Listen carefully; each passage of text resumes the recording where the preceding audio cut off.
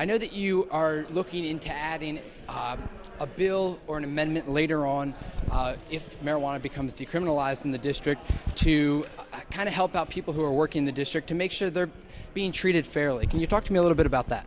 Yes, the bill is on the table now to decriminalize marijuana in the District of Columbia. I think we also have to address the issue of employment testing.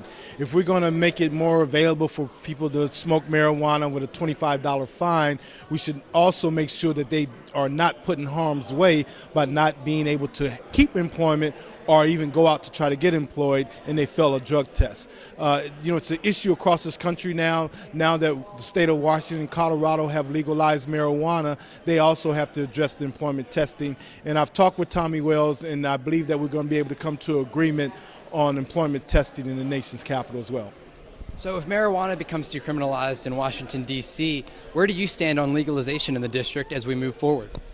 Well, first we'll take one step at a time. If decriminalization works, then I would be in favor of legalizing marijuana as well. It'd be government control. We can generate revenue, and we can also ascertain who will be able to actually use the marijuana as well. So eventually I think we're going to get there. It's one step at a time. Right now, let's make sure that we get the employment testing part straightened out as well. And then I just wanted to ask you, what do you think sets your campaign and your candidacy aside from all the other candidates running? We have 8 candidates so far.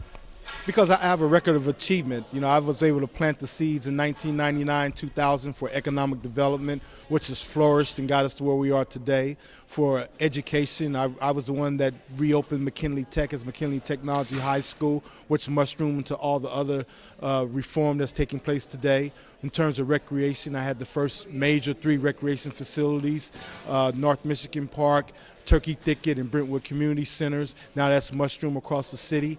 When I saw our kids on TV complaining about not having books for their core subjects in the month of May and schools out in June, I got legislation passed that mandates that they get books for their core subjects by the 2nd week of school. Even had an impact on your industry. Public access television, I brought it over to Brooks Mansion, $750,000 worth of renovation. Now they're off and running. So I get things done. The minimum wage, I fought the minimum wage battle. Now it's at $11.50 per hour with annual increases. That's going to affect 64,000 people. So it's about getting things done, getting it done. I'm an attorney. I'm a certified public accountant. I know the numbers. I know how to get things done.